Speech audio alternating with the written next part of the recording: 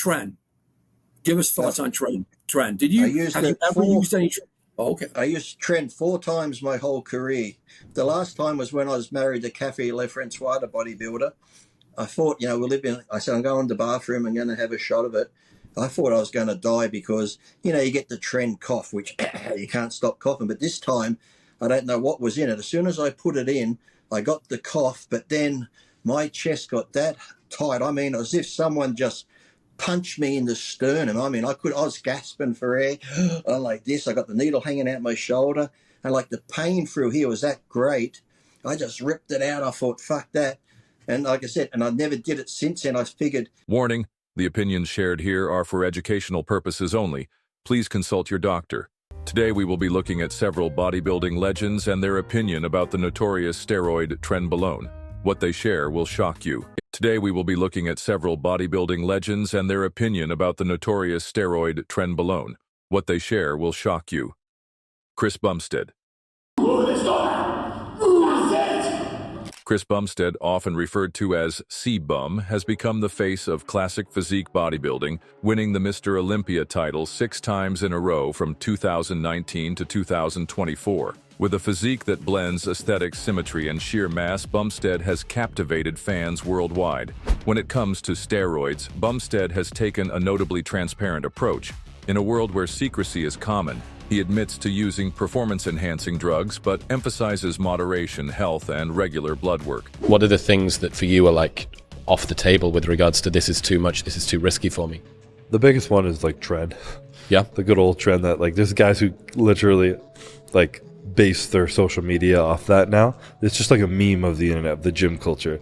And I don't even think people realize the impact that these jokes and memes have on like people coming up who would just see you constantly joking and talking about saying you need more of it to like be better and feel stronger and all this shit. But that's probably the most toxic thing you can put in your body. And I've done it in the past, but I don't anymore. I just haven't touched it in like 5 years. Why? Just the toxicity it causes in your body. Chris believes that influencers such as the TREN twins should be more careful with how they talk about such a dangerous compounds. I mean, I've done shit on Deca. I'm like, why the did I do that? Like, get my girlfriend's name tatted on me. Like, I went from taking TREN. I hate everybody. It doesn't matter. My name. Mikey fact chicks on Deca, bro. It's really what it is. Perhaps C-Bum's concerns come from having real struggles with his own health. Chris has openly discussed his struggles with autoimmune disease, specifically IgA nephropathy, which affects kidney function. This condition demands constant monitoring, making his choice to avoid more toxic compounds very wise indeed.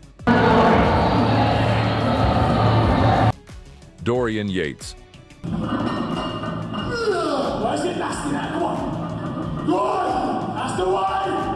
Dorian Yates, known as The Shadow, dominated bodybuilding in the 1990s with a level of mass and conditioning the sport had never seen before, winning 6 consecutive Mr. Olympia titles from 1992 to 1997. He redefined the standard for muscular density and back development. Unlike many of his peers, Yates trained with an intense, low-volume, high-intensity approach, often doing just 1 working set per exercise, pushing it to absolute failure. Yates has been uncharacteristically open about his steroid use post-retirement. He's admitted to using performance-enhancing drugs during his competitive years, but insists it was in a calculated, minimalistic manner relative to the era's norms. When asked about his experience with TREN on the Charlie Johnson podcast, his answer was rather interesting. Was there any compounds from your experience you would say people should avoid? Well, trenbolone's a big thing now that everyone's, I don't know, it's like some fashion or something, right? And I see people 600 milligrams, 800 milligrams of trenbolone a week. And then everyone's talking about the side effects, how it, affects you mentally and this and that. I don't remember having any of those problems. But then I only used 2 to 3 Parabolon a week, which was the French. Perhaps Yates didn't have issues because of his approach to blood work. Dorian Yates was one of the first professional bodybuilders to regularly consult a doctor for blood work during his competitive years. This proactive approach set him apart in an era of steroid secrecy, showcasing his commitment to health, longevity, and scientific precision, long before it became a widespread practice in the sport. Good! Come on, this is what we want! Drive it in! Show them, man, show them! Drive it! Flex Lewis.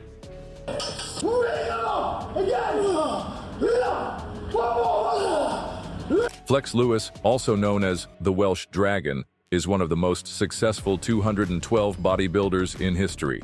Hailing from Wales, he dominated the division with an incredible 7 consecutive Mr. Olympia 212 titles from 2012 to 2018. I was crying on stage. I've been crying off stage. I don't want to cry again. But it's been a long road, ups and downs. Known for his dense, aesthetic physique and razor-sharp conditioning, Flex combined classic lines with modern mass. Beyond the stage, he's respected for his professionalism, humility, and business savvy, owning the Dragon's Lair gym in Las Vegas. Flew was able to have a long career in bodybuilding because of his long-term perspective. During an episode of the Raw Talk podcast, Flex got real about TREN when talking to Bradley. Train their fucking ass off Monday to Friday and then chase pussy and at the clubs on the weekend. Insane. And they're doing stacks that some guys are doing pre-contest, which blows my mind. Obviously, now the trending word that I see everywhere is trend. And it blows my mind. It just blows my mind. And that's so now mainstream that guys are coming up to me, you know, no names mentioned, because, you know, like you have a lot of celebrities in your gym. You have a lot of celebrities in my gym. And they're like, hey, what do you think about this trend stuff? It's like, dude, it's like, bro, stay away from that shit. Trend is like the steroids on steroids. It's like, if you had testosterone as like a 1, trend's like a fucking 100. I know. It's like, what it's not better, like a right? joke. It's much better, right? I'm like, the fuck, who told you this? Do you agree with Flex? Let us know in the comments. Phil Heath. Phil Heath, nicknamed The Gift, is one of the most genetically gifted and dominant bodybuilders in the sport's history.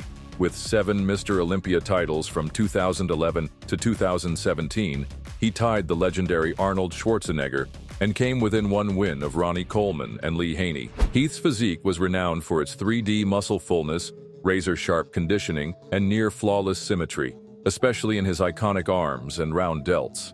Originally a college basketball player, Heath didn't start bodybuilding until his early 20s, but once he did, his rise was meteoric. By 2005, he was winning NPC shows, and within a few years, he was standing on the Olympia stage.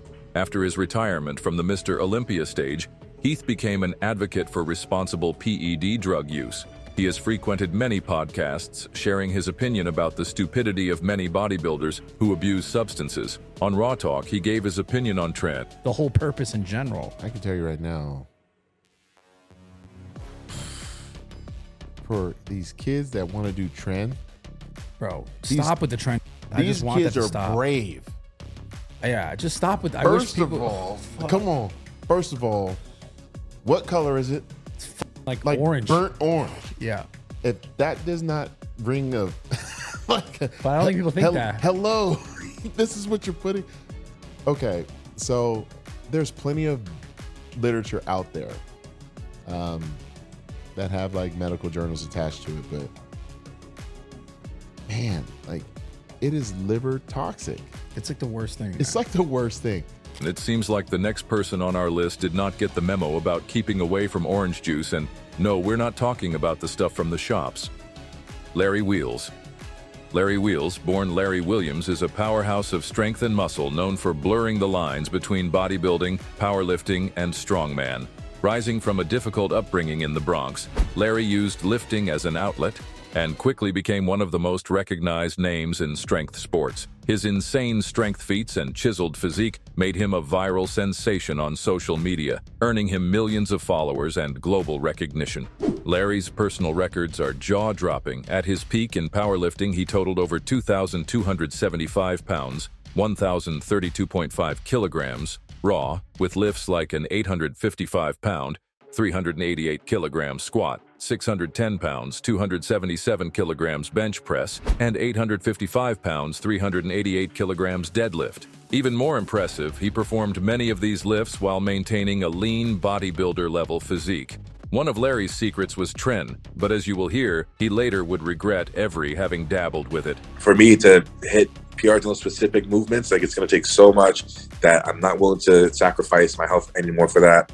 And now I don't have any aches and pains, but that's because I'm so into testosterone all year round. So that's as an anti-inflammatory. You know, if I were to ever come off, which I have years back, and straight away my hips hurt, my knees hurt, my elbows hurt, you know, everything like comes. I just come back to reality, like, okay, like this is what my body's actually going through. But when you're on testosterone, I mean, you know, and you're abusing it, like you feel like Superman. You know, like you don't notice, your body is numb to those aches and pains that you would have if you weren't taking it. The host of the podcast, Pete Rubish, is no joke too. Rubish is a hardcore powerlifter turned coach, known for his raw intensity and no-nonsense lifting style. Once a YouTube sensation for his basement deadlifts, he later became an advocate for safer, drug-free training after openly discussing his steroid use and its consequences. Today, he mentors athletes with a health-first mindset. In the conversation, he shared some of his troubles with TREN. I try to get away with the bare minimum. But because TREN has just, besides gas can be advanced, like all the other sides that TREN brings, like the mood swings and the insomnia and the acne, like just a nightmare to deal with it. Like, is it even worth the small extra strength gain they'll give you over something like a D-ball, a T-ball, or, you know, or DECA recomposing? Is it even worth it? But it's a nightmare to deal with. It's, I hate it. Dude, my wife, like, this was like 4 years ago. She's like banned me from it. She's like, no more TREN. It makes you crazy. Because it legit, like, the mind games are insane. I feel like I'm psychotic. Like, I turn into crazy person, aggressive, paranoid, like super. It's so bad for me. So it got me, like, nothing got me as strong as that did, but I just couldn't handle it much longer. And so is TREN worth it? According to many high-level bodybuilders and powerlifters, hell no. Hopefully more awareness can be spread about the dangers of PED abuse. Share this video with a friend in need.